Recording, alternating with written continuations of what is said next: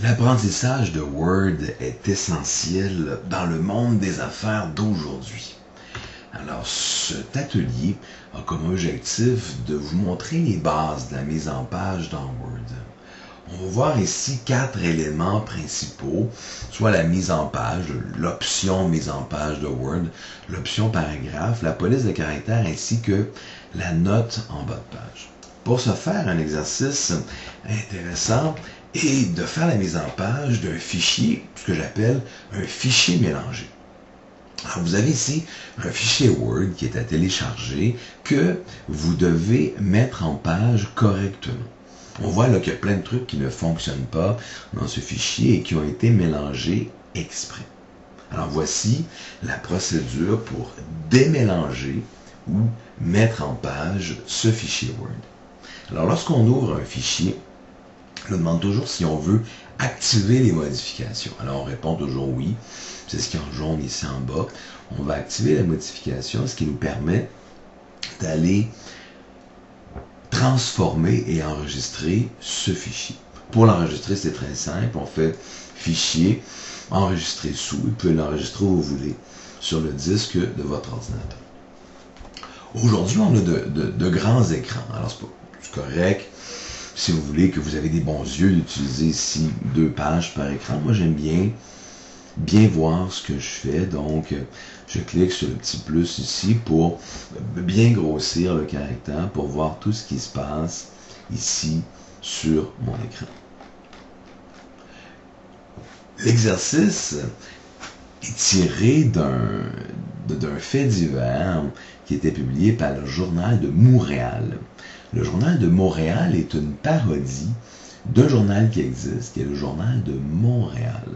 C'est une nouvelle qui a fait un peu sensation à l'époque sur les réseaux sociaux parce que la mairesse de Paris avait retweeté cet article, pensant que c'était un article réel où le premier ministre du Québec, le premier ministre du Canada, Justin Trudeau, embrassait le chef de l'opposition, M.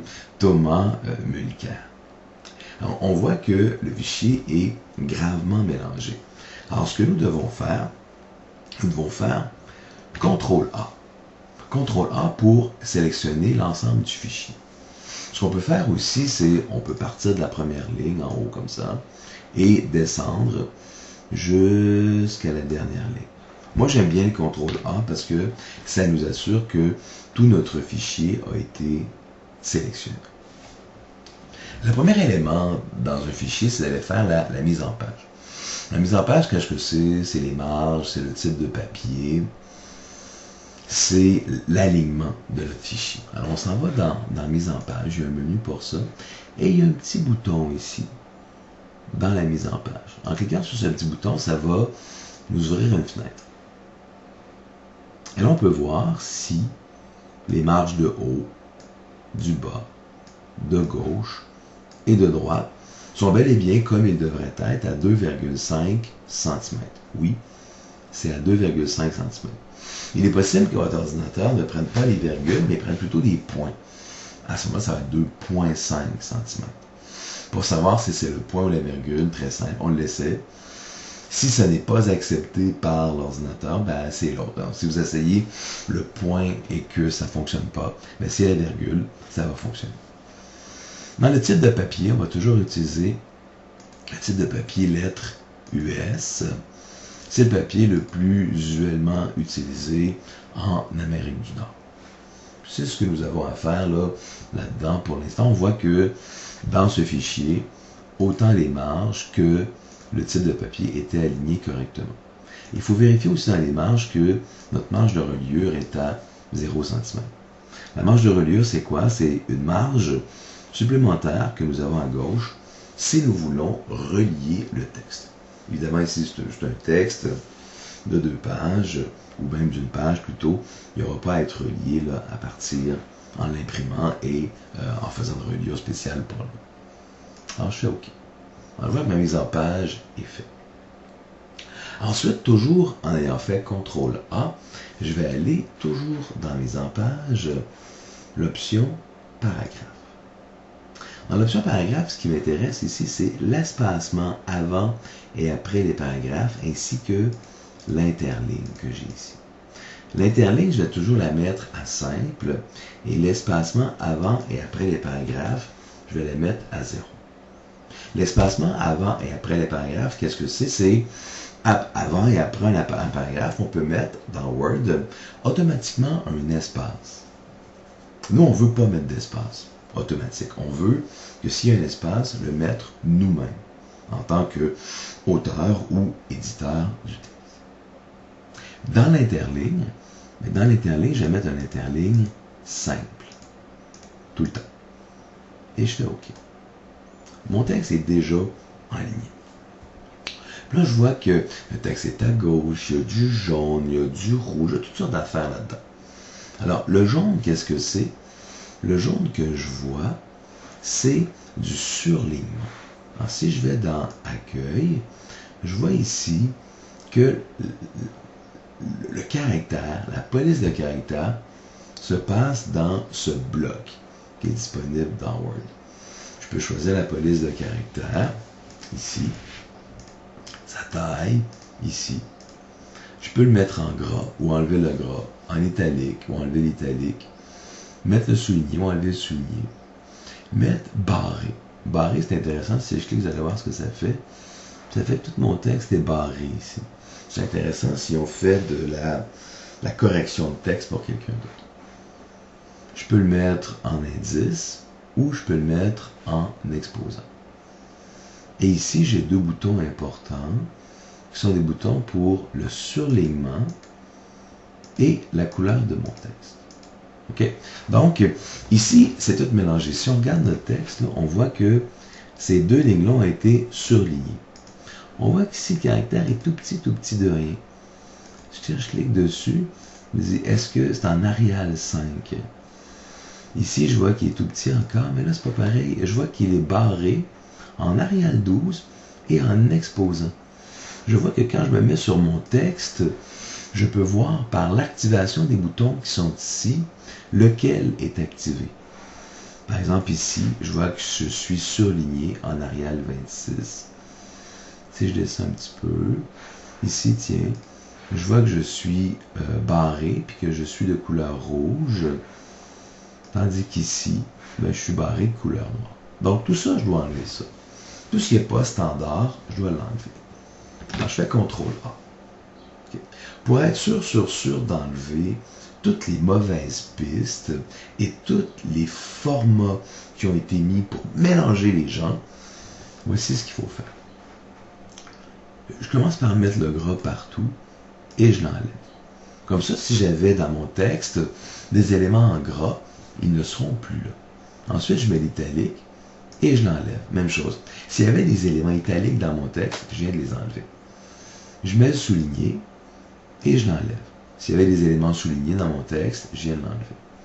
Barré, mais là, je sais qu'il est tout barré. Je peux l'enlever comme ça. Ensuite, les indices, je peux mettre l'indice et l'enlever.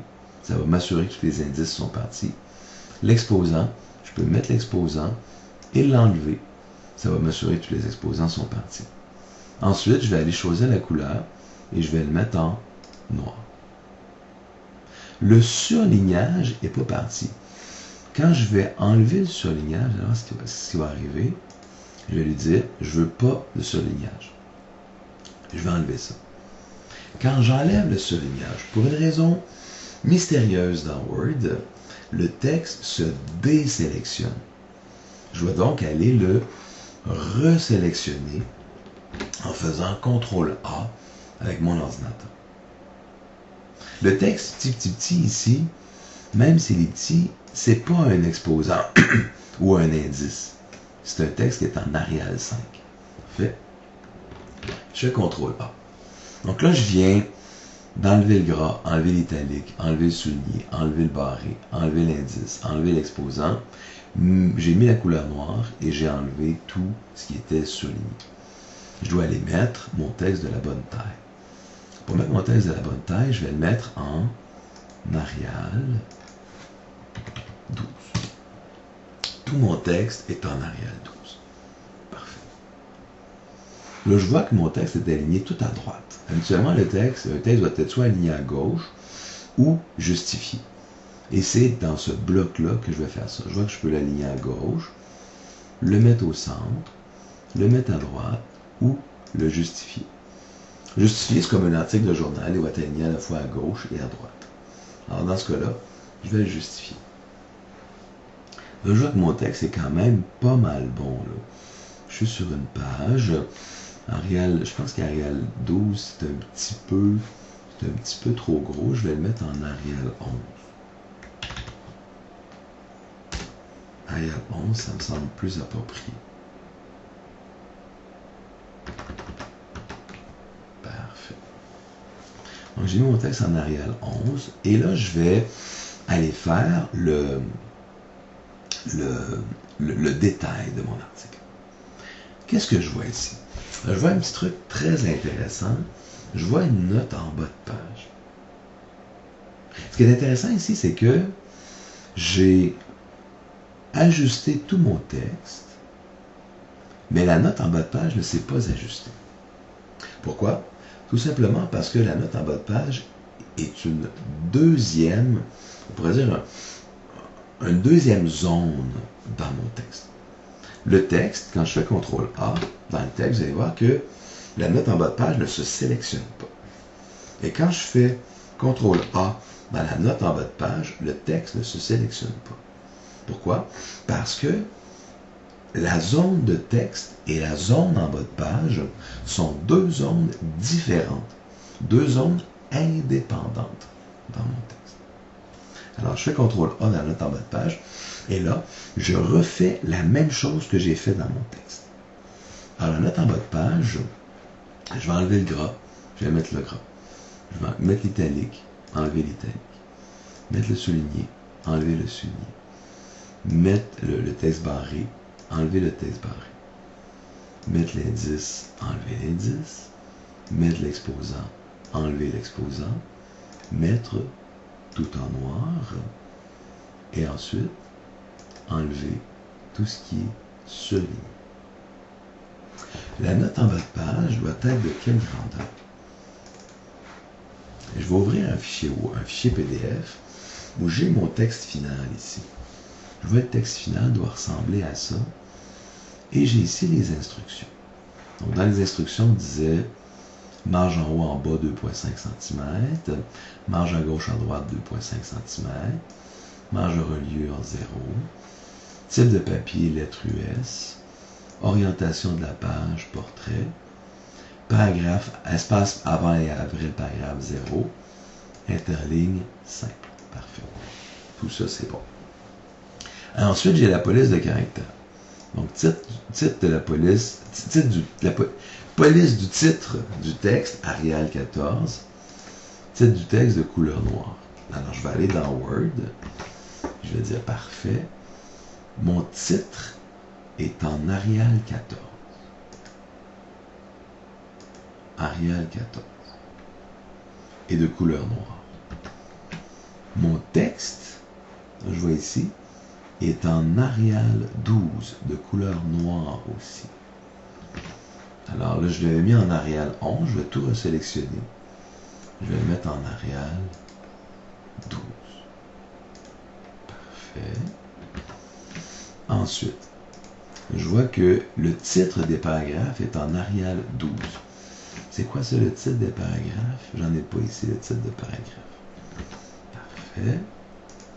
La note en bas de page est en Arial 10.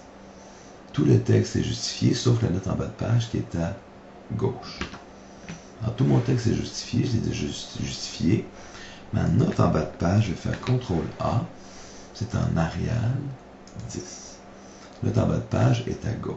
Parfait, c'est déjà à gauche. Parfait. Le nom de chaque politicien est de couleur brune. OK.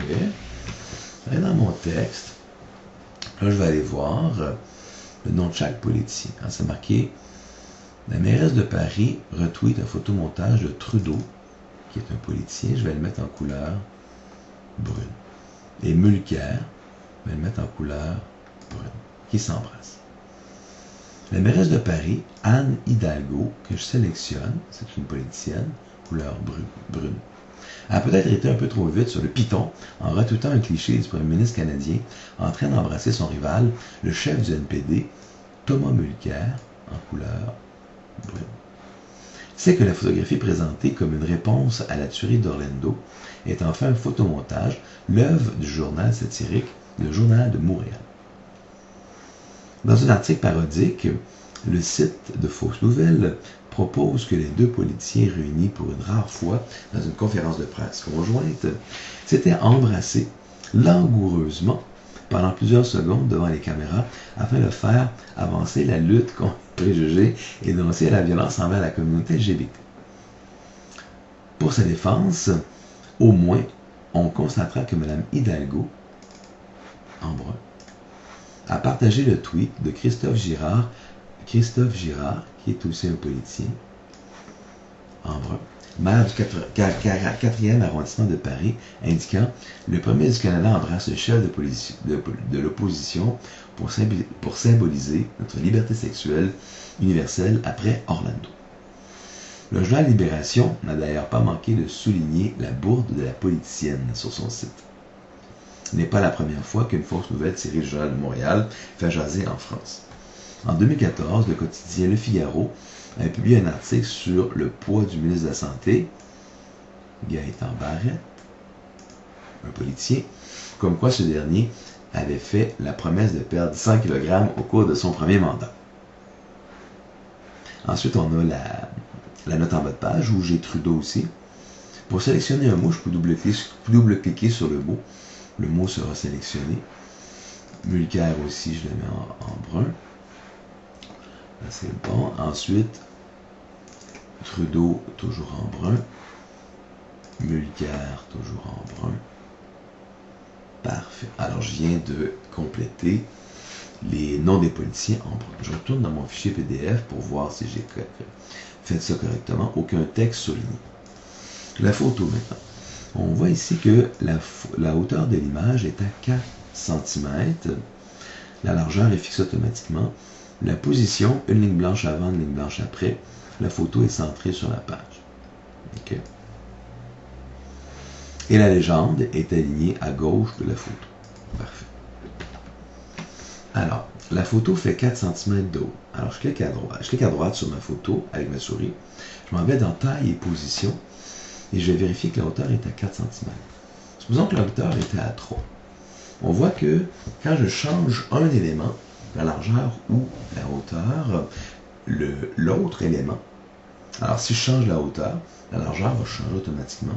Si je change la largeur, la hauteur va changer automatiquement et va rester proportionnelle à l'image originale. Donc ici, je veux une hauteur, taille et position, à 4 cm. Et je vois que ma largeur a échangé automatiquement. Maintenant, je vois que dans mon texte original, la photo est au centre. Alors, je vais aller mettre la photo au centre, ici. Je pourrais la mettre à gauche, au centre, à droite.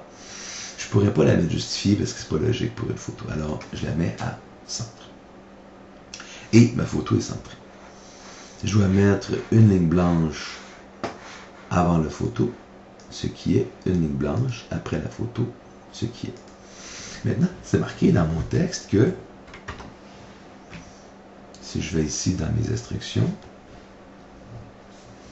que la note en bas de page est à 10, mais on ne parle pas de la note sous la photo. On va la laisser en taille de 12. Normalement, la légende de la photo devrait être un petit peu plus petite. On va la mettre à 10, elle aussi.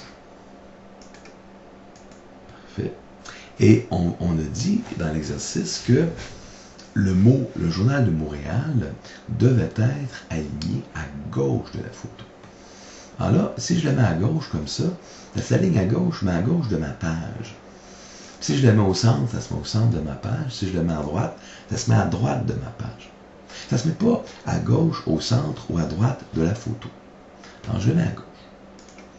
Pour le mettre à gauche de la photo, je vois qu'ici, j'ai des petits tabulateurs. J'ai un triangle qui pointe vers le bas, un triangle qui pointe vers le haut et un rectangle. J'ai 3 formes ici. Pour déplacer le mot Journal de Montréal, je dois cliquer sur le rectangle. Il faut que je sois très, très précis. Et là, je vois que ça se déplace. Puis je l'aligne à peu près à gauche de la photo. C'est pas pire. Donc là, ma légende est alignée à gauche de la photo. Fantastique. Est-ce que j'ai d'autres choses à ajuster? Oui, j'ai d'autres choses à ajuster. J'ai ici mes notes en bas de page. Je vois que le 1 est en Arial 14, ce qui est correct, mais le 1 qui identifie la note en bas de page numéro 1 ici devrait être inscrit en exposant. Donc je sélectionne le 1 et je vais mettre un exposant, comme ça. Et là, ça fait référence au 1 qui est ici la note en bas de page. Le 1 de la note en bas de page devrait aussi être en exposant. Alors, je vais aller le mettre en exposant. Ensuite, j'ai un 2 ici pour identifier la deuxième note en bas de page. Alors, lui aussi, je dois le mettre en exposant. Et ma note en bas de page ici, 2, je dois aussi la mettre en exposant. Alors, je viens de compléter mon texte. Ici, je vais vérifier si je suis bien conforme au texte que j'avais. Pour voir si je suis bien conforme, je peux voir où commencent et débutent mes lignes. Alors, je vois la de Heidi, la retweet du. La de Heidi, la retweet du. Parfait. Je peux voir aussi si ma photo commence avec mon texte. Donc la photo arrive à être alignée avec le L de l'œuvre. Et la photo finit avec le M de Montréal. Je m'en vais sur mon original. La photo est alignée avec le L de l'œuvre. Et la fin de la photo est alignée avec le M d'original. Parfait. Je peux voir aussi la fin de mon texte. La fin de mon texte, on voit que j'ai un petit espace blanc ici entre le mot mandat et la première note en bas de page. Je vais ici. Pas pire, j'ai à peu près le même petit espace blanc entre mon mandat et ma note en bas de page. Alors, je vois que mon texte est vraiment presque pareil. Je peux aller voir ici à la fin pour être sûr. De du universel. Je m'en vais dans mon fichier PDF. De du universel. Excellent. Ici, le T de mandat finit avec le Q de quoi? Parfait. Je vais dans mon fichier Word. Le T de mandat finit avec le Q de quoi? Excellent. Donc, tout est pas mal parfait dans mon texte. Alors, j'ai ici mon fichier Word que je peux sauvegarder, qui est conforme avec mon fichier PDF qui était la version finale du texte que j'avais à faire. Alors, dans cet exercice, nous avons appliqué la mise en page d'un texte, l'ajustement d'un paragraphe, la police de caractère et la note en bas de page. Et tout ça à partir d'un texte qui était vraiment très mélangé.